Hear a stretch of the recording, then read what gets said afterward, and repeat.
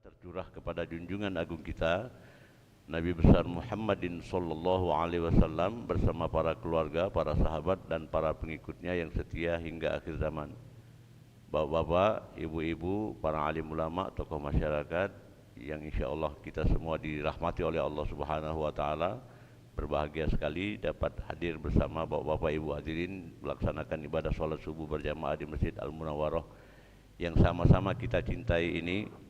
Tentunya ini adalah merupakan bagian daripada silaturahmi kita bersama, dan tentunya juga kita berharap kepada Allah agar tali silaturahmi ini akan tetap terjaga sampai akhir hayat hidup kita. Amin ya rabbal alamin.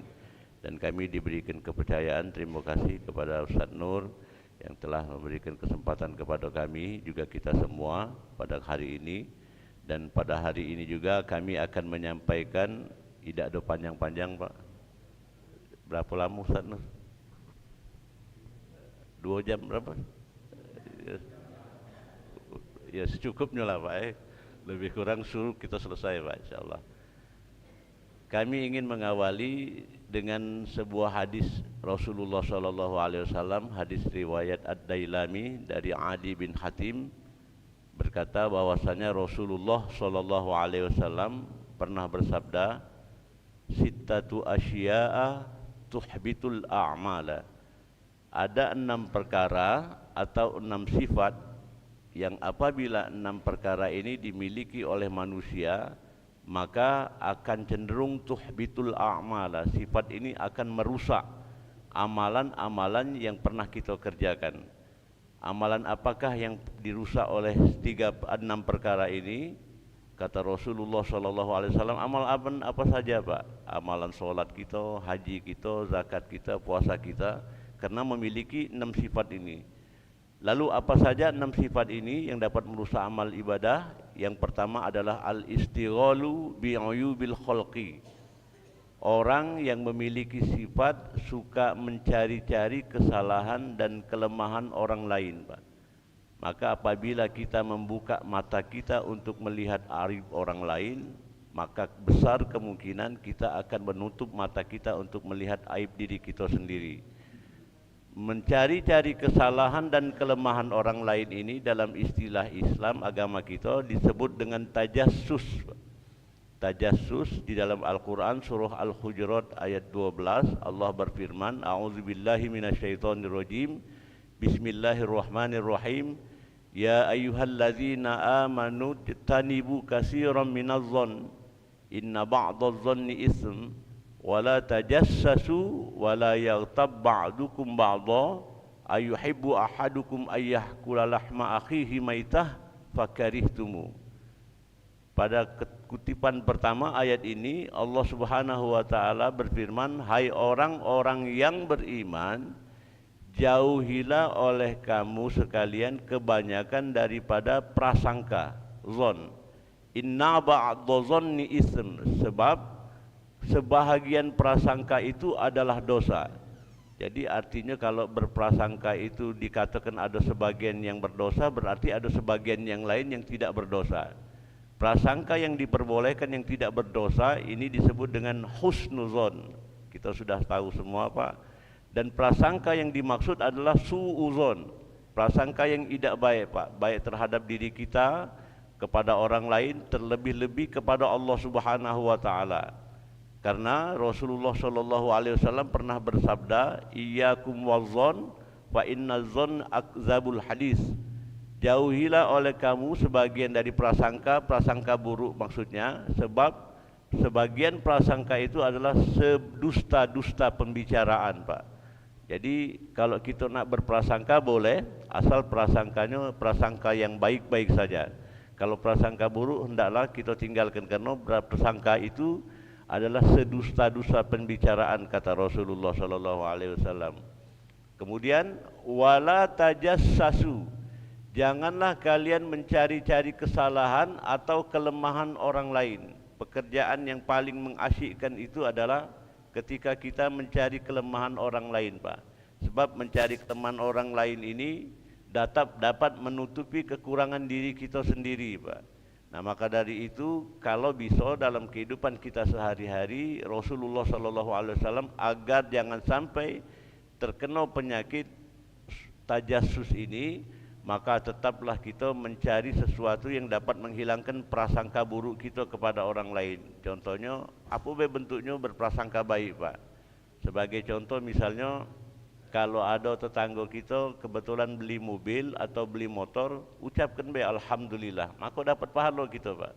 Tapi justru kadang di dalam masyarakat kita ketika tetangga kita beli mobil, mulai Pak, rasanya itu ngomong sama kawan, "Oi, ngapo? Tahu tak kau, sebelah rumah kita tu beli motor itu, tetap laku pengaku ndak ada ngeredit. Aduh baik Pak, kesalahan.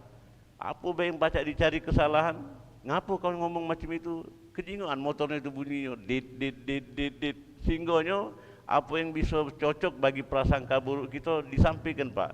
Maka ini dapat merusak amalan-amalan yang pernah kita kerjakan.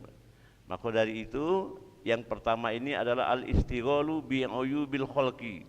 Maka Rasulullah pernah menyampaikan bersabda kepada umatnya pada saat tuba liman saghalahu aibuhu an uyubin nas. Beruntunglah orang-orang yang menyibukkan dirinya mencari kesalahan dirinya sendiri sehingga ia melupakan kesalahan orang lain, Pak. Karena bentuk mencari-cari kesalahan ini dapat menghilangkan amaliyah yang pernah kita kerjakan, Pak. Maka kata Rasulullah di dalam hadis yang lain menyebutkan la tabaghadu wala tahasadu wala tadabaru wala taqata'u wa kunu ibadallahi ikhwana. Ya la yahillu li muslim ayyahjuru akhahu fawqa salas. Kata Nabi, la tabaghadu, jangan kalian saling membenci. Wala tahasadu, jangan kalian saling hasad.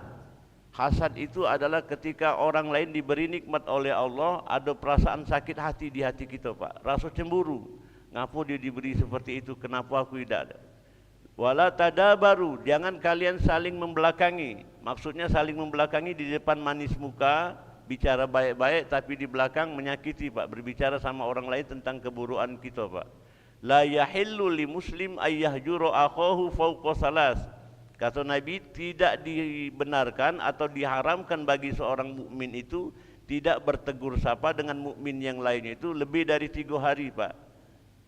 Kalau kita tidak bertegur sapa selama 3 hari, berarti Rasulullah memberikan pemahaman kepada kita kalau ada rasa sakit hati, maka dimaklumkan, Pak. Karena setiap manusia itu memiliki sifat-sifat seperti itu, maka tidak boleh lebih dari 3 hari. Kalau lebih dari 3 hari itu dapat merusak amaliyah yang sudah kita kerjakan, Pak. Kemudian kata Rasulullah SAW yang kedua yang dapat merusak atau menghilangkan bahkan amaliyah yang pernah kita kerjakan adalah qaswatul qalb. Qaswatul qalb ini ibu-ibu adalah wong yang keras hati. Ternyata diteliti, Pak, tentang manusia yang memiliki keras hati ini, itu ahli psikologi nyebutnya dengan NPD.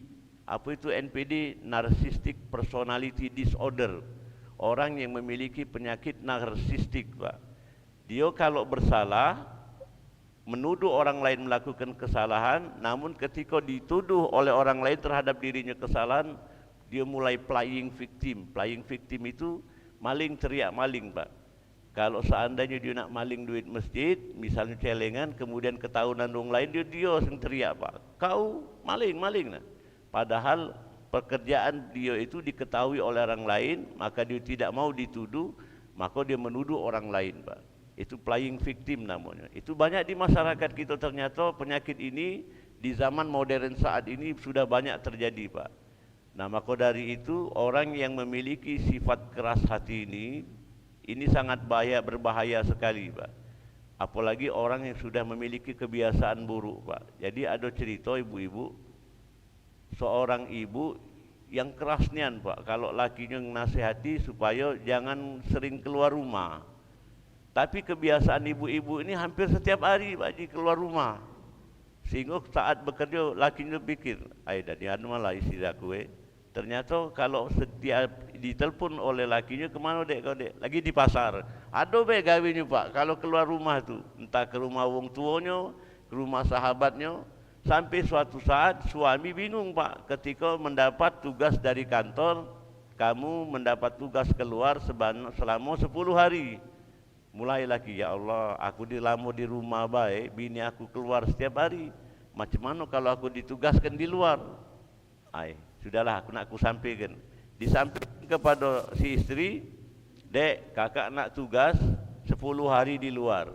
Aku minta sama kau, apa kak? Kau di rumah baik, tak usah kemana-mana. Jaga anak kita si Tony ni nah. Oh ya sudah. Aku tidak bakal kemana-mana selama kakak pergi bergawi. Ya sudah, aku berangkat. Ketika dia berangkat pak, ya namanya suami yang punya kebiasaan khawatiran terhadap istri. Hari pertama nelponlah bu. Dek, assalamualaikum. Di mana? Di rumah kak. Iya nih kau di rumah. Kakak ni kan kakak lah ngomong jangan keluar. Aku tidak keluar kak. Cuba, boleh tak dek? Ngapa kak? Kau hidupi mesin blender itu. Ya sudah, aku hidupkan mesin blender. Dihidupkan oleh bini pak sambil dekatkan HP. Nget. Benar kak? Oh iya, kau di rumah berarti dek. Ternyata hari esoknya pak masih juga penasaran, tak percaya aku. Cuma nak aku telepon lagi bini aku, dia ada di mana? Ditelepon bininya di Palembang, dia ada di Jakarta. Dek, di mana kau dek? Di rumah kak, di rumah itulah aku.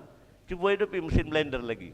Dihidupi oleh istri pak, sampai 2 hari, 3 hari, 4 hari selalu itu yang ditanyakan. Coba hidupi mesin blender. Sampai hari yang ke-9, suami tadi penasaran. Aku masih tidak nyaman hati aku. Aku nak menunjuk kejutan baik. Mestinya 10 hari, 9 hari aku balik pak. Begitu balik di hari yang ke-9, ditotoknya rumah, tok. Kemudian yang buka pintu ternyata anaknya yang namanya Tony. Nah, papa lah balik katanya. Yo, dek, ngapa pak? Mana mak kau? Semenjak hari pertama papa pergi sampai hari ini keluar terus mama pak. Nah, iyo ni apa? Iyo pak keluar tiap malam pak. Cuman itulah pak. Ngapa? Mama kalau kemana-mana keluar bawa mesin blender pak. Ini pak, kalau sudah keras hati susah pak. Selalu dicari upaya supaya apa yang menjadi keinginan dan hasrat dia itu terkabulkan. Nah maka dari itu ini yang kedua, wong yang punya keras hati ini susah menerima kebenaran pak. Orang yang susah menerima kebenaran ini ciri-ciri tanda orang-orang yang jauh dari mengingat Allah. Padahal salah satu cara untuk melembutkan hati itu adalah dengan banyak mengingat Allah. Allazina amanu wa tatma'innu qulubuhum bi dzikrillah, ala bi dzikrillah tatma'innul qulub. Orang yang beriman itu hatinya tenang selalu dengan mengingat Allah. Sebab kenapa? Sebab dengan mengingat Allah itulah hatinya menjadi tenang pak. Itu ciri-ciri orang beriman. Kemudian bagaimana sifat dan keadaan orang yang memiliki sifat keras hati itu digambarkan di dalam Al-Quran. Ustaz Hambali sering bawa ayat ini. Walaqad zara'na li jahannama katsiran minal jinni wal ins lahum qulubul la yafqahuna biha walahum a'yunul la yubsiruna biha walahum azanul la yasma'una biha ulaika kal an'am balhum adol pak. Kata Allah, telah kami ciptakan api neraka jahanam itu kebanyakan isinya dari kalangan manusia dan jin pak, jin dan manusia pak. Kenapa mereka dimasukkan oleh Allah ke dalam api neraka jahanam? Lahum qulubul la yafqahuna biha.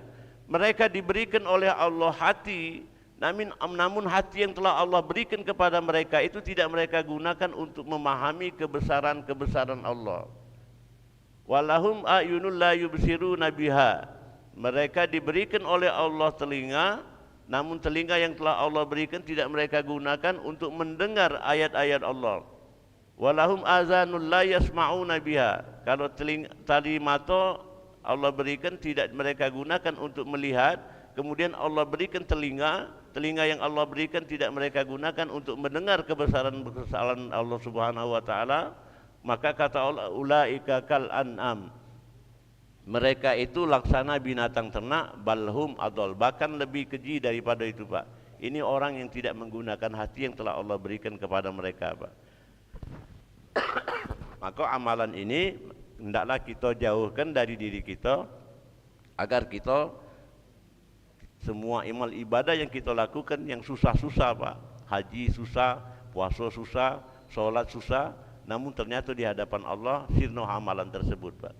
Kemudian yang ketiga, amalan yang dapat merusak amalan kita selama kita hidup di dunia adalah hubbud dunia, kata Nabi pak.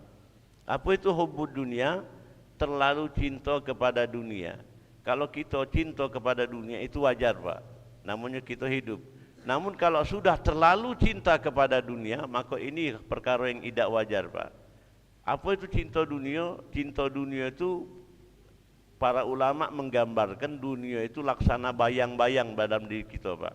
Jadi kalau kita berdiri, kita menyaksikan bayangan kita.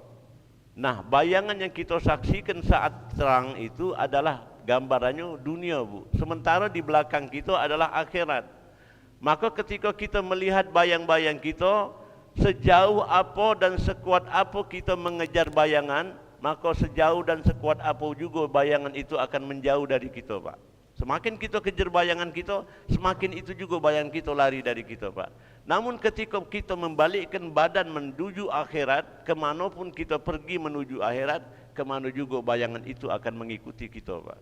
Jadi kalau kita terlalu mengutamakan kehidupan dunia, Rasul pernah Pak berjalan di kota Madinah di antara para sahabat, lalu di kota Madinah ternyata bertemu dengan seekor kambing yang sudah mati yang cacat kupingnya Pak. Lalu kata Rasulullah, wahai sahabatku, ya Rasulullah, ini ada kambing yang mati. Aku ingin menawarkan kepada kalian dengan 2 dirham. Siapa di antara kalian yang mau membayar kambing yang mati ini seharga 2 dirham yang cacat kupingnya ini Pak? Nabi yang ngomong itu Pak. Tapi apa kata sahabat? Ya Rasulullah, kalau seandainya kambing ini dalam keadaan hidup namun cacat kupingnya, kau tawarkan kepada kami 2 dirham, kami tidak galak membelinya ya Rasulullah. Bayangkan Pak, kami tidak galak membelinya. Pada Rasul ngomong itu Pak. Apalagi kambing ini mati ya Rasulullah. Maka apa kata Nabi Pak? Ketahuilah wahai saudaraku, dunia ini lebih hina daripada kambing yang mati ini Pak. Itu gambaran Nabi tentang perkara dunia. Kalau seandainya dunia ini menjadi tujuan hidup kita, terlalu cinta kepada dunia akan mengakibatkan kita lupa kepada akhirat kita. Apalagi dalam diri manusia, kalau sudah terlalu cinta dunia, bahaya Pak. Dan yang ketiga adalah, yang keempat, yang pertama tadi adalah al-istighalu bi uyubil khalqi, mencari-cari kesalahan, kelemahan orang lain. Yang kedua qaswatul qalb, orang yang punya keras hati. Yang ketiga hubbud dunia, terlalu cinta kepada dunia. Yang keempat itu adalah tulul amal. Tulul amal ini orang yang panjang angan-angan Pak. Oi, kalau pacak, kalau sekiranya andai kata umpama hidup aku caklah. Mulai Pak, dia mengukur standar berpikir dia kepada orang lain Pak. Padahal kita tidak boleh mengukur orang lain itu dengan standar hidup kita dan cara berpikir kita Pak. Ini yang terjadi Pak. Kenapa? Karena ini dapat menimbulkan wong yang malas Pak. Jadi malas bekerja, malas berusaha. Karena gawinya itu kaget kalau seandainya kalau aku punya rumah, punya mobil, tapi tidak pati usaha untuk mencapai semua itu Pak, maka ini akan mengakibatkan malas beribadah. Kalau wong yang hobinya menghayal, hobinya berandai-andai, itu biasanya membuat wong malas bekerja atau malas berusaha. Kalau sudah malas berusaha, malas bekerja, maka tinggallah kewajiban, apalagi seorang suami. Tugas dan kewajiban dia menafkahi istri dan anak. Kalau dia sudah banyak menghayal hidupnya, mulai dia cari usaha untuk supaya tidak banyak bekerja tapi menghasilkan cuan. Ada istilah cuan sekarang ini Pak. Kalau pacak mencari aib uang lain untuk mendatangkan cuan Pak. Itu artis-artis yang seperti itu. Kita minta kepada Allah agar dijauhkan daripada perkara orang yang tulul amal, panjang angan-angan Pak. Dan yang kelima, mohon maaf Pak, hal yang dapat merusak amal ibadah yang sudah kita kerjakan adalah kalau seandainya tulul amal itu orang yang panjang angan-angan, ada lagi pekerjaan yang dapat merusak amal ibadah kita adalah qillatul haya, orang yang sedikit punya rasa malu Pak. Kalau sudah sedikit punya rasa malu ini sudah payah bahaya Pak. Apalagi anak-anak remaja sekarang ini sudah punya sedikit rasa malu Pak. Itu kami sudah pernah bertemu dan kami survei itu kehidupan anak-anak jalanan Pak. Termasuk di antara mereka ini khawatir gitu Pak. Karena kami memang dulu ditugaskan untuk mengetahui keadaan seperti itu Pak. Kami dulu mohon maaf di KPAI, ternyata memang keadaan anak-anak kita itu sangat berbahaya Pak. Di antara mereka yang di pinggir di bawah jembatan, yang hidupnya nomaden itu Pak, ada rumah tapi mereka lebih memilih hidup di luar. Ada di antara mereka tuh yang bertato Pak. Kalau ada bertato, kalau zaman kita dulu itu preman lah itu Pak. Tapi mereka tidak Pak. Kalau seandainya mereka bertato itu dianggap seni. Tidak hanya tubuh mereka yang mereka tato, namun lebih dari itu biji mata mereka tato dengan tato hitam Pak. Kami tanya, ini tato apa nih? Tato Pak, hilang enggak ini? Udah pasti hilang. Tahu mereka Pak, tato di mata yang semuanya itu jadi hitam itu tidak bisa hilang lagi Pak. Jadi ngapa kamu tato? Inilah tren zaman sekarang Pak. Ngomong sama kami Pak, tren zaman sekarang. Kalau ada uang yang tidak bertato itu tidak ngetren, itu tidak ada hebat Pak. Dan di antara mereka itu justru malah banyak pemuda-pemuda laki-laki bertulang lembut Pak. Laki-laki bertulang lembut ini Pak, kalau ngomong itu lembut nih Pak. Kami pikir tadi itu perempuan, ternyata laki-laki Pak. Dan itu banyak Pak. Kami di Perumnas, mohon maaf kami tidak sebutkan merek Pak. Jadi makanlah di tongko pempek Pak. Masuk di toko pempek itu banyak, ada sekitar 3 remaja, ternyata 2 beradik ditambah 1 ponaan. Itu cara dia ngobrol itu Pak, bukan main Pak. Mereka itu bertiga sambil ngocek bawang. Lanang galau nih Bu, lanang galau ngocek bawang. Tingkahnya seperti setengah betina setengah lanang lah Bu. Jadi kami sama istri kami, jadi kami ngomong, kamu macam ini tidak marah bak kamu apa? Tidak dolah katanya. Jadi tidak lama dari kami ngomong itu, ternyata mereka 3 laki-laki yang sedang ngocek bawang ini Pak, datang laki-laki ini Pak, badannya gemuk, rambutnya putih. Nah, ada bak katanya. Kita diam. Ternyata laki-laki ini nyingok yang datang itu baknya Pak. Dan mereka langsung diam Pak Ji. Begitu langsung diam, baknya datang. Begitu baknya datang, apa kata baknya? Melo oi ngocek bawang, yola juga Pak. Kami pikir tadi baknya bakal marah terhadap anaknya, ternyata yola juga melo oi ngocek bawang. Lah minta pengen melok juga ngocek bawang. Ternyata begitulah keadaan mereka. Kalau seandainya mereka itu seperti itu, nak jingok uang tuanya lebih kurang walaupun belum ketemu, sama seperti itu juga Pak. Nah maka ini ngeri Pak. Keadaan mereka yang di jalan itu, mereka ngatakan inilah yang terbaik Pak. Kemudian yang keenam, yang terakhir, amalan yang dapat merusak amalan kita yang selama ini kita kerjakan adalah zalimun yantahi. Zalimun yantahi itu kezaliman yang terus menerus kita kerjakan Pak. Kalau sudah terus menerus kita kerjakan, maka kezaliman ini dapat merusak amaliah ibadah kita Pak. Ada kisah. Jadi seorang istri, ini mohon maaf Bu, kami kalau bicara masalah ini. Jadi ada rumah tangga suami istri Pak. Jadi kalau dia makan pagi itu di ruangan dapur dia itu ada kaca Pak, kaca besar. Kaca besar ini menghadap ke tetangga bagian dapur, tempat jemur pakaian tetangga Pak. Jadi kalau makan pagi, si istri selalu ngomong sama suami, Pak, ngapa? Jingok Pak, cucian tetangga kita. Ngapa memang kata lakinya jingok dari kaca Pak. Warna merah berubah merah jambu, warna hitam sudah mulai abu-abu. Kata lakinya, ngapo kau nak ngurusi wong? Sudahlah, kita makan bela. Tidak lemak be nyingok pemandangannya Pak. Ya sudahlah, tidak usahlah. Keesokan harinya sama. Begitu makan pagi, jingok lagi Pak. Ngapo? Itu Pak, jingok Pak. Tambah kotor baik Pak katanya. Jemuran pakaian tetangga kita tu Pak. Nyucinya tidak bersih ni, awak bininya. Kau ini jangan cerewet lah, tidak usahlah kau ngurusi gawe wong. Kata lakinya Pak. Di hari yang ketiga ternyata tumben, Pak. Ngapo? Sebelum makan, jingok Pak, jemuran tetangga kita, ngapo? Bersih Pak. Tumben warna merah jadi merah, warna hitam jadi hitam. Bersihnya dicuci hari ini Pak. Cak ini dek, pagi-pagi sebelum kita bangun, aku keluar. Ternyata ketika aku keluar, aku jingok kaca rumah itu debu kalau, kotor kalau, maka aku bersihkan debu itu. Ternyata Pak, ketika melihat keburukan wong lain, itu keburukan kita dewek yang saat itu kita jingok Pak. Dia ngomongkan pakaian tetangga, ternyata bininya itu males tidak nyuci kacau Pak, tidak bersihkan kacau. Maka kau sebelum kau bangun, aku bersihkan dulu kacau itu. Bersihkan cucian tetangga, bukan cucian tetangga yang bersih, kacau rumah kita tu tidak kau urusi. Nah, jadi maka dari itu mudah-mudahan kita terhindar dari perkara ini Pak. Bapak Ibu hadirin yang dirahmati oleh Allah Subhanahu wa taala, barangkali ada tanya jawab, kami persilakan kepada ibu-ibu, bapak-bapak yang ringan-ringan, yang berat-berat Bu.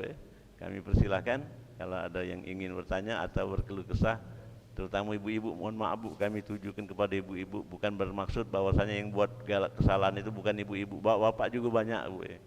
Namun tidak cukup waktu kita membahas, kaget suatu saat. Kami persilakan Bapak Ibu hadirin dirahmati oleh Allah. Ya, boleh, silakan Ibu.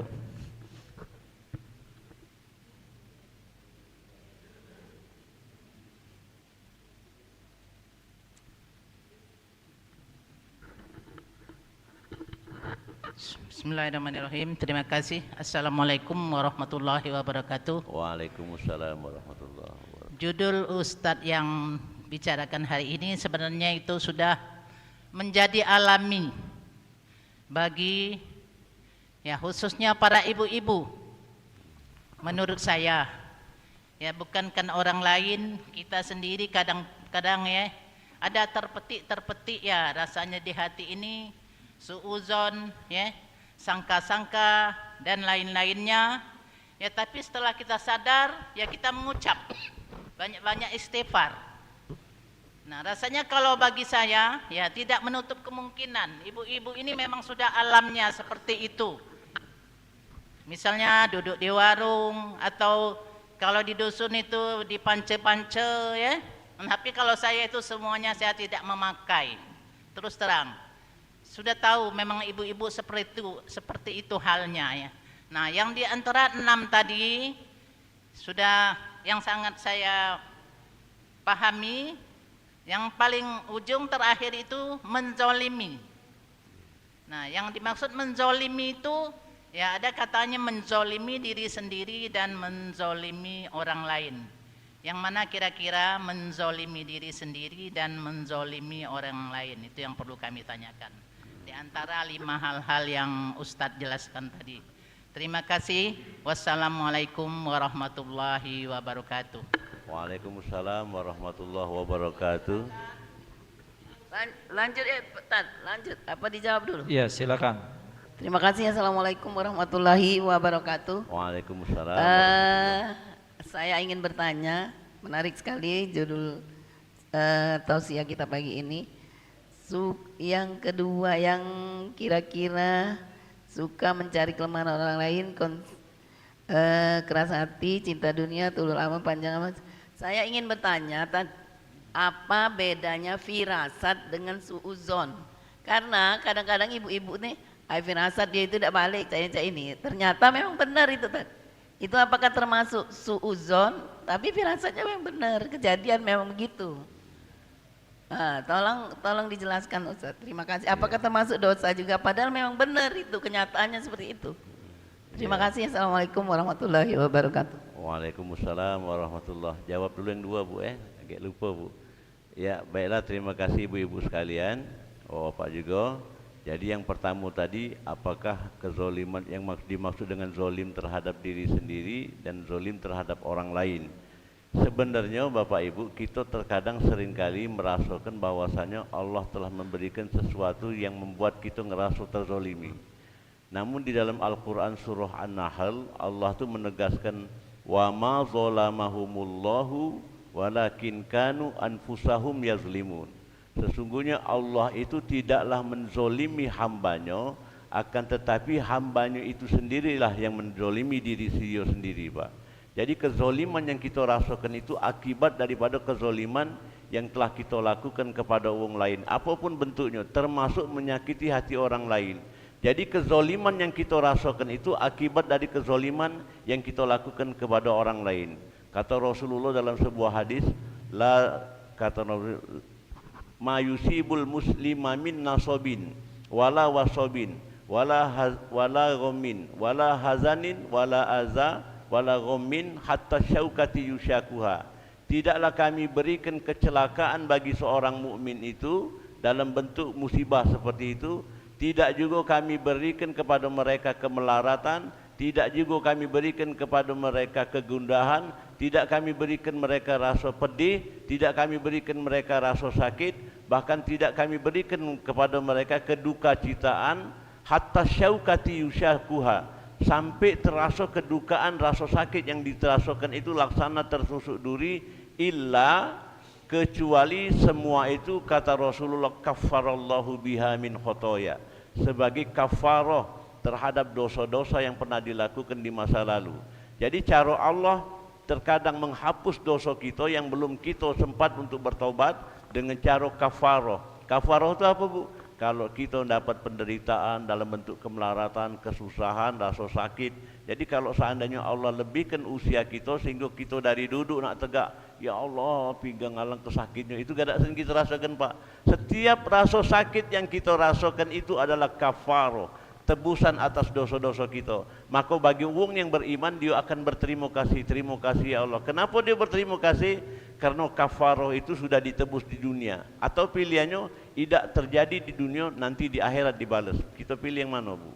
Jadi kalau seandainya kita terzolimi akan perbuatan dolim kita di masa lalu, itu cara Allah menghapus dosa-dosa yang kita pernah nyakiti hati wong. Terasa kita, oh ternyata aku ngomong ini sama wong dulu tuh sakit wong itu, sebagaimana aku nerima omongan wong, begitu sakit perasaan aku. Maka itulah kafarah. Jadi kalau diberikan penderitaan dalam bentuk cobaan di dunia ini, ucapkan alhamdulillah. Karena ngapa? Karena Allah menutup rahasia setiap sesuatu yang Allah uji, Bu. Jadi Allah sengaja, fulan aku uji kau, namun aku tutup rahasianya sampai terbuka sendiri karena hatimu. Kenapa? Kalau seandainya Allah buka rahasia di balik ujian yang akan Allah berikan kepada kita, maka niscaya kita pasti minta sama Allah, ya Rabb, kalau macam itu tolong uji kami setiap saat ya Rabb, karena begitu kami mengetahui alangkah sayangnya kau kepada kami lewat ujian ini. Karena ngapa? Allah pengen nak jingok iman ni, nafida apa ecak-ecak, ahasiban nas ayyutraku ayyaqulu amanna wahum la yuftanun. Apakah Allah itu akan membiarkan begitu saja seseorang yang mengatakan aku beriman, padahal mereka belum diuji oleh Allah. Jadi kalau kezoliman, baik kezoliman kita lakukan kepada orang lain, ingat kezoliman orang lain juga yang akan kita rasakan yang terjadi pada diri kita sebagai bentuk kafarah, tebusan itu, Bu. Jadi kalau kita pernah nyakiti wong, jangan marah kalau kita disakiti wong, karena famay ya'mal mithqala dzarratin khairan yarah wa may ya'mal mithqala dzarratin syarran yarah. Sekecil apapun kebaikan, maka kita akan merasakan manfaatnya. Sekecil apapun keburukan, maka kita juga akan merasakan akibatnya, Bu. Itu mungkin lebih kurang. Yang kedua tadi itu lupa aku, Oh, firasat. Nabi itu pernah ngomong, Bu, hati-hati terhadap firasatnya wong mukmin, Bu. Kalau firasat itu tumbuh dari hati kita tanpa dicampur adukkan dengan rekayasa akal. Jadi dua, Bu. Bentuk firasat itu kalau sudah dicampur adukkan dengan akal, maka itu berbahaya. Orang yang mendapatkan firasat yang bersumber dari hati, maka itulah firasat seorang mukmin yang datang dari Allah, Bu. Tapi terkadang kita manusia ketika merasa itu firasat, mulai kita campur adukkan dengan sesuatu. Apalagi sesuatu yang kita rasakan itu terasa di hati kita, Bu. Contoh ini, mohon maaf, Bu. Perkara-perkara kaitan dengan masalah dukun. Mohon maaf kalau yang ada berprofesi itu.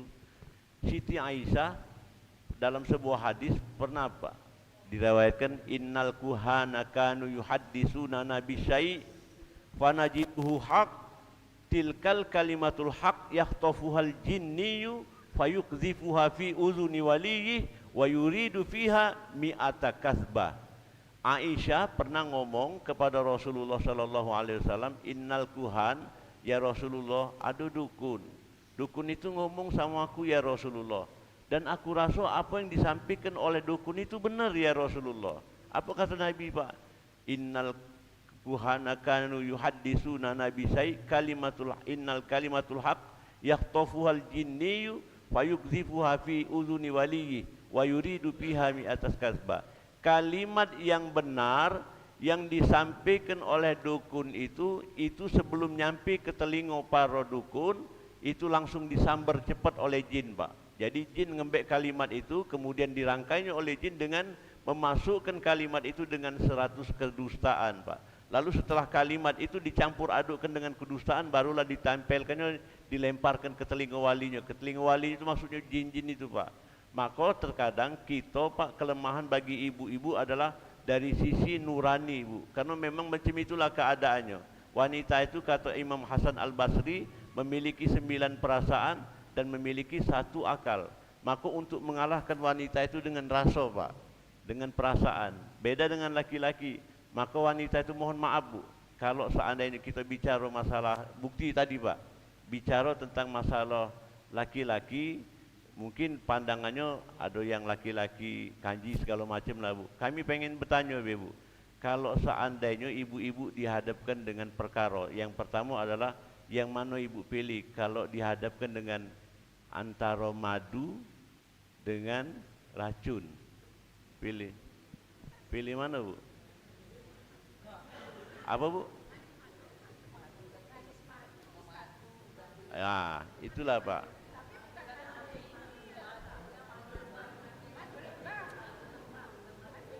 Kenapa Ibu, mohon maaf Bu, kenapalah Ibu lama jawabnya Bu?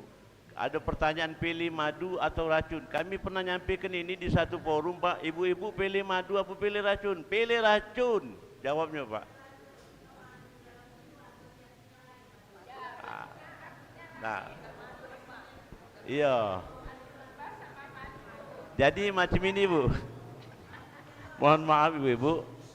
Kenapa demikian? Kami tadi mencontohkan bahwasannya setiap permasalahan bagi ibu-ibu nangkapnya bukan akal, tapi hati Bu. Maka ketika ditanyakan pilih madu atau pilih racun, konotasi madu itu sudah kami tahu Bu bagi ibu-ibu. Padahal kalau ditanya macam itu mudah jawabnya Bu. Pilih madu atau pilih racun? Pilih madu, sudah titik Bu. Ngapa? Madu itu manis. Tapi konotasi ibu itu perasaan kalau ngomong masalah pilih madu atau pilih racun lain-lain. Kecuali kalau ibu ditanya seperti ini, ibu-ibu pilih di antara satu, pilih di madu atau pilih di racun, baru jelas kan? Wah, tidak galak aku di madu baru. Tapi kalau pilih di madu atau racun, pilih madu. Madu itu sehat, madu itu berguna untuk kesehatan. Tapi kalau bentuk pertanyaannya seperti itu, baru ibu ngerasa ini menandakan bahwasanya tidak semua firasat itu benar. Kalau sudah dicampur adukkan dengan akal, maka kata Aisyah tadi itu, apa yang disampaikan oleh dukun itu perasaan benar. Karena dukun, mohon maaf Bu, ini yang menjadi pemanfaat bagi seorang dukun kepada wanita dari sisi rasa. Ibu datang dengan seorang dukun, Pak aku ini sakit apa Ibu? Kepala aku ini pening.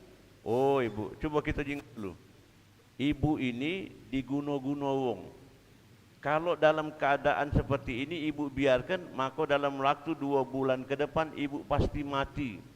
Apa yang terjadi Bu? Sejak saat itu ibu mendengarkan kata-kata itu tidak bakal pernah tenang hidup Bu. Karena ngapa? Yang disampaikan itu, yang diserap oleh ibu-ibu itu adalah hati, perasaan Bu. Kemudian jin telah memasukkan 100 kedustaan bagi seorang dukun kepada pasiennya. Tinggal lagi kalau terserahlah, nak disembuhkan bisa, kalau tidak disembuhkan tidak. Padahal cuma sakit kepala Bu. Tapi dukun sudah masukkan itu sakit kepala gara-gara jin ada wong lain berbuat jahat sama ibu, hendak nyelakoi ibu. Nah jadi cak mana Pak? Pacak tak dihilangkan? Bisa gampang. Ada 2 Pak strategi dukun itu untuk mencelakoi seorang wanita. Pertama adalah dari sisi materi. Kalau seandainya nak sembuh, ibu belikan, syaratnya sih kok, belikan kembang ini kembang kuntilanak. Di manalah ibu nak cari kembang itu Bu? Ibu carilah ke pasar kembang kuntilanak, tak ketemu aku nyari, sudah. Kalau tak ketemu, kakek serahkan ke aku, titipkan aku yang belinya Bu. Berapa kembang kuntilanak itu? 30 juta. Ibu pilih 30 juta atau mati 2 bulan lagi. Ada galak aku mati, ya sudah 30 juta minjemlah dengan sana di sini Bu. Atau pilihan lain, kalau seandainya ini dianggap ini pasiennya wanita yang muda, mulai ibu kalau nak sembuh sakit ibu yang diguno-gunokan uang itu syaratnya harus dimandikan. Ya sudah, yang penting hilang sakit itu, ya sudah kita mandikan. Cak mana syarat mandikan? Ibu cuma tutup kain kafan baik, tidak usah pakai abang apa-apa, tutup kain kafan. Kaki aku yang mandikan kain kafan, kalau kena banyu basah Pak. Sudah selesai, sama beda berbaju. Itu strateginya Bu, karena mengandalkan firasat yang sudah dicampur adukkan dengan akal. Tapi ketika firasat itu tiba-tiba ibu, nah Ngapa aku teringat kepada bini aku, ngapa teringat kepada laki aku, maka itu sumbernya dari Allah. Nah, jangan dimasukkan lagi. Jangan-jangan bini aku, jangan-jangan, nah jangan. Itulah yang membuat rusak daripada setiap firasat yang jatuh itu. Tapi Nabi ngomongkan hati-hati dengan firasatnya seorang mukmin, karena firasat orang mukmin itu datangnya dari Allah. Jadi itu Bu, mudah-mudahan setiap firasat orang mukmin itu terjaga dari pengaruh setan, Pak.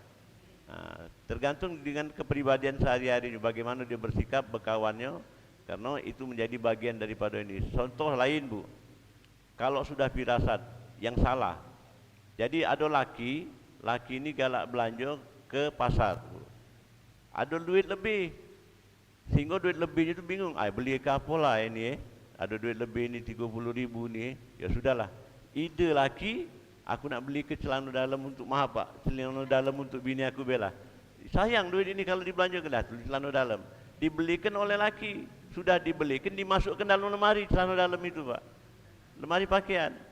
Bini kebetulan tak katik, kemudian balik dari pasar ke rumah, dibukanya lah oleh bini bini tadi itulah. Sehingga dia bertanya sama laki, Pak, ngapa dek? Aku nak bertanya Pak, ini ada celana dalam siapa ni Pak, aku nak nanya. Aku belanja tadi nah, lebih duit, aku beli ke celana dalam untuk kau. Bukan, ini bukan celana dalam aku Pak. Nah, ngapa kau macam itu? Karena aku tahu Pak, ukuran aku kan Bapak tahu XL, apa ni beli ke yang M. Jangan-jangan ini punya tetangga sebelah, punya seka sebelah itu Pak. Apa kata laki? Jangan macam itu kau dek, kau nuduh seka, ini celana dalam seka itu aku tahu ni, sehari-hari tak pernah pakai celana dalam dia tu, tahu tak kau?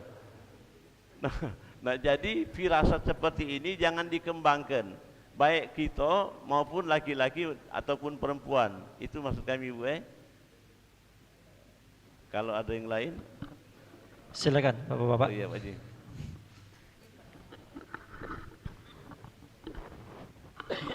Assalamualaikum warahmatullahi wabarakatuh Ustaz. Waalaikumsalam. Ini nyambung omongan ibu-ibu tadi Pak, mengenai nyanyes, mengenai nyinyir itu Bu, bukan ibu-ibu baik, bapak-bapak juga itu. Ini sudah gawin yang tadi alami tadi. Ini sekarang ini alaman ini kita ini mana caranya topnya. Padahal ini nasihat ini sudah berulang-ulang kali, tapi masih terus-menerus, apalagi di media sosial. Kalau kita jengok itu nemennya untuk nyelek-nyelek uang itu. Nah sekarang itu mana cara nak ngerem, nak nyetop. Kita harus tahu, tapi kadang-kadang masih terus baik. Tidak, sudah nyebut tadi nyebut terus, padahal kan masih baik. Nah mana cara-cara kiat supaya pajak berhenti. Nah itu caranya. Ya baiklah, bagus Ustaz, sekali satu lagi Pak. Ustaz, biarin Ustaz. Ya.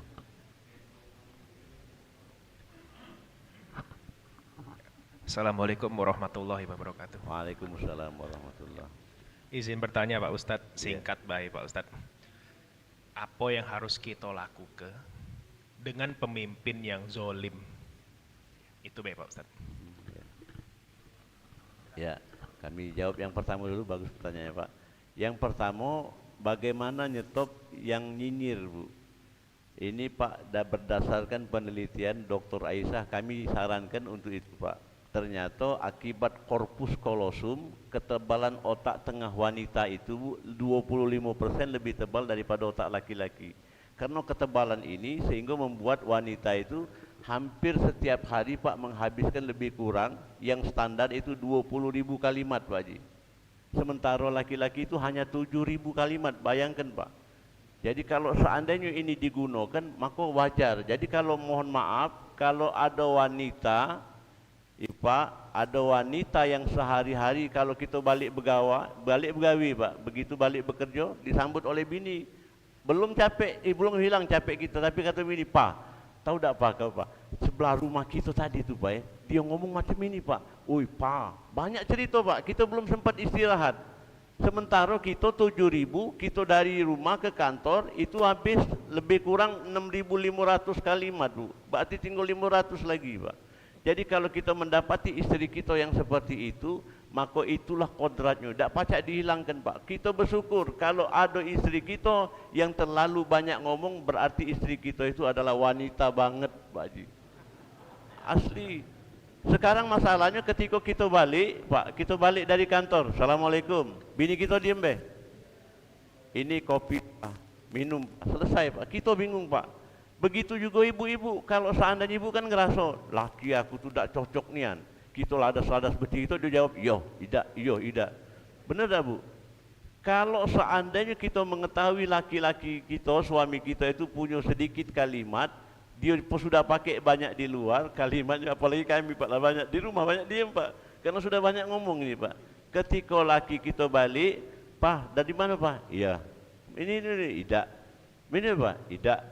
Kalau ibu mendapati laki ibu seperti itu, maka ibu harus berbangga hati karena suami ibu itu adalah laki-laki banget bu. Sekarang kalau seandainya ibu punya suami, tiba-tiba ibu datang, laki balik dari begawi, begitu balik begawi buka pintu, halo mama, kemana ma? Tadi tu ma, tahu tak kau main di jalan, papa tadi ketemu sama si Anu ma. Ma cerita, pening tak kepala ibu? Ini laki apa banci? Banyak yang ngomong awak lanang nah. Maka kalau dia tidak terlalu banyak ngoceh dalam hidup dia, berarti suami kita itu adalah laki-laki banget asli. Berterima kasihlah kepada Allah. Memang kodratnya bu, tak pacak ketemu. Kalau kita laki kepengen agar bini itu sama seperti kita cara berpikirnya, demi Allah tak bakal sama pak. Bini kita beda dengan kita pak. Dia setiap bulan ada perubahan secara psikologis lewat menstruasi. Kita tak kati nak main dari mana kita pak. Maka kalau seandainya ada perubahan secara psikologi, contoh Pak, wanita itu kata dokter Aisyah Pak, tidak pacak kita lakukan sama seperti mereka. Kalau ibu, mohon maaf Pak, kalau lagi masak, tangan kanan tuh misalnya masak, apa nama pegang apa tuh Bu? Centong Bu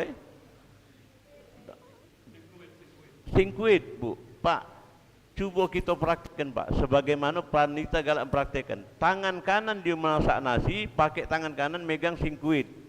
Dalam hal yang bersamaan saat seperti itu tangan kiri pacak sambil pegang HP Pak. Iya Pak. Kemudian kakinya sambil ngepel Pak. Pantat nutup lebari, mulut ngoceh budak. Kamu sudah mandi belum? Itu gawinya bersamaan satu pekerjaan Pak. Kalau laki-laki tidak pacak seperti itu Pak. Coba yang mana Pak? Kalau laki-laki, kalau dia sudah fokus terhadap sesuatu, kata dokter Aisyah, maka pendengarannya akan berkurang Pak. Ketika matanya fokus terhadap sesuatu, pendengarannya otomatis berkurang. Maka dari itu banyak laki yang ngadu, Pak Ustadz, ngapolah bini aku tuh kalau nak manggil, nak nyegak-nyegak nian, nak marah-marah nian. Pak, itu bukannya nyegak, itu sudah panggilannya ketiga Pak. Karena dia manggil, bapak lagi main HP. Pak, oi Pak, kau ni tidak pacak diem. Yang ketiga waktu saat istri nak negaskan manggil laki itu baru terdengar Pak. Kau dah pacak lembut dikit apa? Itu sudah ketiga Pak. Lah dua kalinya itu dipanggil dengan penuh dengan kelembutan. Pak, tak dengar karena kita main HP. Maka dari itu kalau seandainya seperti itu termasuk sikap lagi Pak. Yang harus kita pahami, wanita itu punya sudut pandang Bu. Punya sudut pandang itu kornea matanya ngelebar Pak. Kalau kita ngerucut Pak, laki-laki itu mampu memandang yang jauh. Ibu tanya, bapak tanya dengan ibu-ibu Pak, mana ngerti Pak? Dek kau jengok dah itu dek? Mana? Apa dia Pak? Itu nah di ujung sana nah. Tak jengok Pak, tak pacak jengok Pak, karena sudut pandang matanya melebar, bukannya kerucut Pak. Maka dari itu kan kalau untuk urusan-urusan yang lebar, coba Pak, mohon maaf Bu, ibu boleh buktikan, ibu boleh pasang tangan ibu di depan Bu, boleh di depan ibu jengok jari ibu. Pada saat ibu jenguk jari ibu masih pacak jenguk kiri kanan tak? Masih bisa Bu. Laki-laki tak pacak Bu. Kalau sudah fokus beda, kiri kanan tak ngerti. Yang luar dari itu blur kalau Bu. Kalau wanita tajam Pak, maka ditugaskanlah wanita itu untuk membagi. Jadi kalau seandainya laki-laki itu fokus terhadap sesuatu, kalau kami pernah Pak di rumah, apa Pak? Di manalah kacamata aku Pak? Kacamata? Kakak tu fokus apa? Aku lagi macun. Tolong cari ke kacamata aku, tak kejinguan. Kitolah sudah nyari ke mana-mana kacamata. Ternyata kacamata di kening kita Pak. Di kening papa tu nah katanya Pak. Tapi kalau soal urusan-urusan dalam rumah itu paling tahu. Dek, ngapa Kak? Mana pena? Itu dalam lemari. Itu kaos kaki aku itu apa di situ Pak. Kau jenguk topi aku nah di pucuk lemari itu. Itu tugas wanita memang Pak. Kita tidak pacak ditugaskan untuk itu, karena itu tugas wanita. Makanya kalau untuk berburu, tugasnya laki-laki Pak. Jenguk kijang jauh Pak, laki-laki tugasnya. Wanita tidak pacak begitu berburu, wah ini bagusnya kembang ini, mana pacak Pak? Wah ini daun ini buat untuk lalap bagusnya Pak. Maka tidak tugas laki-laki untuk sesuatu yang ada di sekitar kiri kanan. Bagi wanita, dia tugasnya. Begitu hasil dapat buruan, sudah selesai, maka untuk bagi-baginya, ini tetangga sebelah bagian kepala, bagian kaki untuk sanu, bagian ininya untuk sini kalau dapat lusa, Pak. Kalau laki-laki kita, kalau ibu suruh bagi sebelah ini untuk sebelah tetangga, ini untuk radio galon, untuk radio galon, tidak apa-apa, kesian juga hidup dia. Itu laki-laki ibu. Maka ada tugas dan tanggung jawab. Jadi kita minta wanita itu untuk jangan terlalu banyak ngomong, itu kodratnya. Tinggal lagi hati-hati dengan perkataan, setiap perkataan ada tanggung jawabnya, Bu. Maka tinggal ibu kira-kira perkataan itu kata Nabi, man kana yu'minu billahi wal yaumil akhir falyaqul khairan aw liyasmut. Barang siapa yang beriman kepada Allah dan hari akhir, maka hendaklah dia berkata yang baik-baik. Atau sekiranya tidak pacak berkata yang baik atau dia berkata menyakiti orang lain, maka pilihan yang terbaik adalah lebih baik dia diam. Itu pilihan terbaik, Bu. Itu diserahkan sama ibu. Kami tidak punya kuasa untuk bisa ngerubuk, karena wanita itu istausu bin nisa fa inna mar'ata khuliqat min dol'in, kata Nabi. Wanita itu diciptakan dari tulang rusuk. Kalimat tulang rusuk itu menunjukkan dia bengkok, Pak. Kalau yang bengkok dari tulang rusuk ini kita paksakanlah, Pak. Bapak paksakan tulang rusuk ini untuk menjadi lurus, maka patah, Pak. Dipastikan patah, tidak pacak lurus tulang rusuk, Pak. Paling-paling Pak menggosoknya dengan perlahan, dengan memanaskannya. Insya Allah dia bakal jadi lurus, walaupun tidak ada lurusnya, Pak. Butuh kesabaran. Itulah ar-rijal qawwamun 'alan nisa. Pemimpin itu diletakkan kepada laki-laki karena laki-laki dilebihkan urusan itu, Pak. Yang kedua, mungkin itu Pak Haji, mohon maaf Pak Haji, kebanyakan. Yang kedua tadi Pemimpin. ya. Pemimpin, Zam. Bagaimanakah menghadapi pemimpin yang zalim, Pak? Kata Allah sudah jelas, ya ayyuhalladzina amanu atiiullah wa atiiur rasul wa ulil amri minkum. Kalimatnya sudah jelas, Pak. Atiiullah, taatlah kalian kepada Allah, wa atiiur rasul, taatlah kepada pemimpin, taatlah kepada rasul, wa ulil amri minkum, dan para pemimpin kamu. Ada tak kalimat wa ulil amri minkum itu diawali dengan wa ati juga, Pak? Atiullah wa atiur rasul wa ulil amri minkum. Tak kata wa atiu ulil amri minkum, tak kata, Pak. Itu menunjukkan tidak sepenuhnya pemimpin itu ditaati kalau pemimpinnya tidak taat sama Allah, Pak. Kalau pemimpin itu taat sama Allah, menjalankan tugasnya dengan sebenar-benarnya, maka tugas kita selaku yang dipimpin harus mentaati sepenuhnya, Pak. Karena ini ada perintah Allah. Tapi dikata dalam kalimat hadis ayat itu tidak memberikan imbuhan kalimat terhadap wa atiu ulil amri minkum. Taatlah kamu kepada pemimpin. Kalau ada kalimat wa atiu ulil amri minkum, nak pemimpin jahat, nak memimpin bagus, nak pemimpin bejat, kita harus taat, Pak. Kalau karena kalimat itu tidak diiringi dengan ketaatan kepada pemimpin, maka kita diberikan kebijakan boleh memberikan saran kepada pemimpin yang zalim, Pak.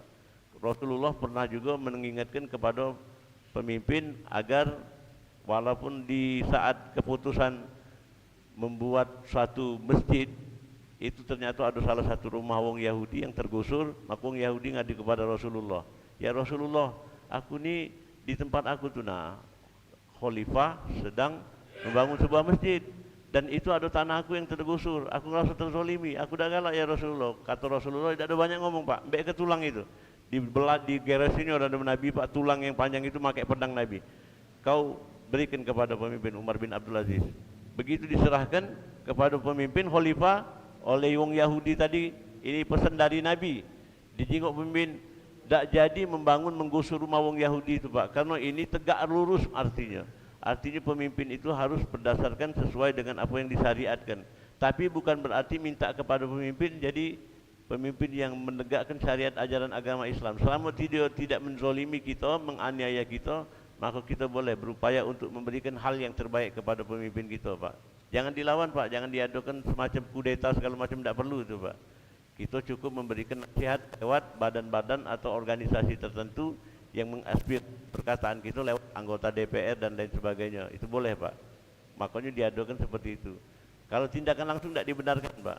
Kita nak mengadukan kudeta, ngajak wong supaya kita menumbangkan pemimpin kita, tidak boleh, Pak.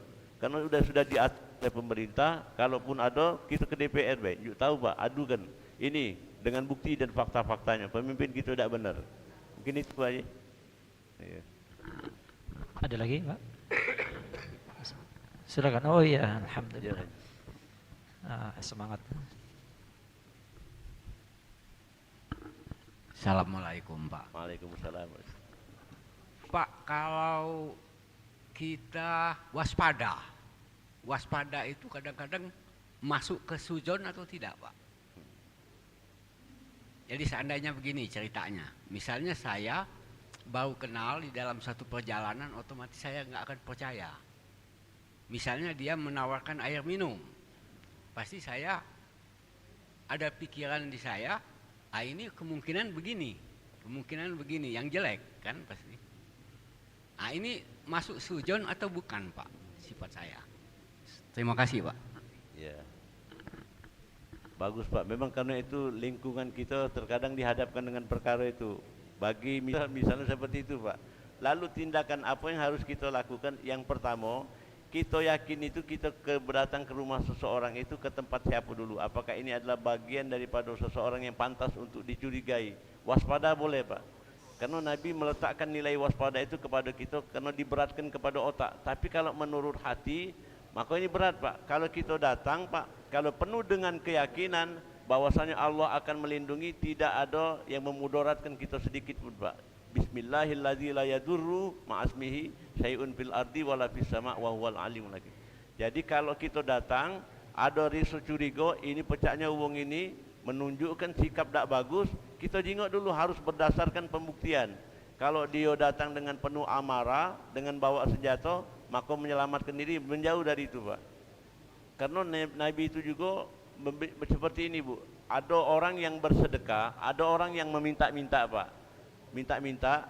Lalu bagaimana keadaan kita dengan kondisi seperti itu? Dia minta-minta, tapi tahu kita Pak, dari hasil minta-minta itu tuh bukan digunakan untuk kehidupannya, justru malah digunakan untuk beli obat-obat Pak. Jadi Bapak kalau termasuk tadi itu Pak, kalau di bawah jembatan flyover itu, kalau Bapak anjuk duit, ini untuk yang baik-baik jangan digunakan untuk yang, yo Pak, pasti kami gunakan ini untuk makan kami Pak, pasti kami gunakan. Tidak Pak, dan digunakannya Pak, dibelikannya lim iPhone Pak.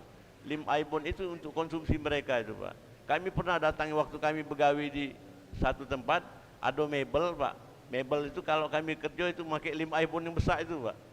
Begitu itu kami datangi, nah kamu jangan tak ada habiskan ini lim iPhone sebesar ini. Bapaknya menghormati Pak. Kalau yang kecil-kecil dibelikan iPhone yang botol kecil itu Pak, untuk konsumsi dia. Nah boleh tak kita punya kewaspadaan dengan cara seperti itu? Mengingat anak-anak ini dari keadaan mereka itu tidak ada meyakinkan, jangan dikasih Pak. Kita kalau memberi mereka itu justru mendatangkan kemudaratan bagi mereka. Dengan niat aku tidak ada memberi, bukan berarti aku tidak punya hati kepada mereka, tapi aku untuk menjaga mereka supaya justru jangan menjadi wong yang bahaya Pak. Tapi kalau untuk perkara ada yang datang ke rumah kita, Pak minta Pak, kami belum makan Pak, libatkan hati Pak. Kalau seandainya kita nak ngenjuk, berikan baik karena Allah. Tapi kalau seandainya kita ngenjuk, kau ini segala macam begawi, kau tu menyakitkan hati mereka, jangan. La tubtilu shadaqatikum bil manni wal adza kallazi yunfiqu malahu ria'an nas. Jangan kamu rusak amalan kamu itu dengan cara menyebut-nyebutkan amalan sodako yang sudah kamu kerjakan, atau dengan menyakiti perasaan hati wong yang kamu berikan bantuan itu Pak, dengan tujuan agar dipuji manusia. Kau tahu tak, mak kau dulu tuh, kau sampai sekarang ini bakal hidup, mak kau dulu tuh setiap hari aku nyuk duit untuk jajan. Menyakiti hati mereka Pak, padahal itu adalah upaya kita, maka itu sebenarnya sia-sia dalam amalan Pak. Jadi boleh curiga didasari dengan prasangka yang baik terhadap identitas atau ciri-ciri mereka Pak. Tak boleh menuduh Pak, wong ini pastilah, tak boleh itu Pak. Harus ada identifikasi Pak untuk mengarah kepada situ itu Pak Ji. Iya. Ya, cukup mungkin Pak Ustadz. Ya. Terima kasih. Mohon untuk tutup doa. Ya, baiklah Bapak-bapak, Ibu-ibu hadirin yang dirahmati oleh Allah Subhanahu wa taala, kami mohon maaf dulu sebelumnya. Barangkali dalam penyampaian ini karena sudah bagian dari keluarga Pak, cak ngampaikan ke di hadapan keluarga dewek, mungkin di sana sini ada hal yang kurang berkenan, kami mohon maaf, dan tentunya kepada Allah kami mohon ampun. Dan kami akhiri dengan pertemuan ini dengan membacakan Assalamualaikum warahmatullahi wabarakatuh. Kita berdoa bersama Pak. أعوذ بالله من الشيطان الرجيم بسم الله الرحمن الرحيم الحمد لله رب العالمين حمدا يوافي نعمه ويكافئ مزيده يا ربنا لك الحمد كما ينبغي لجلال وجهك الكريم وعظيم سلطانك اللهم صل على نور الأنوار وسر الأسرار وترياق الأغيار ومفتاح الباب اليسار سيدنا محمد المختار وآله الأطهار وأصحابه الأخيار عدد نعم الله وإفضاله اللهم أرنا الحق حقا وارزقنا اتباعه وأرنا الباطل باطلا وارزقنا اجتنابه سبحانك اللهم وبحمدك أشهد أن لا إله إلا أنت نستغفرك وأتوب إليك دعواهم فيها سبحانك اللهم وتحيتهم فيها سلام وآخر دعواهم أن الحمد لله رب العالمين تقبل الله منكم والسلام عليكم ورحمة الله وبركاته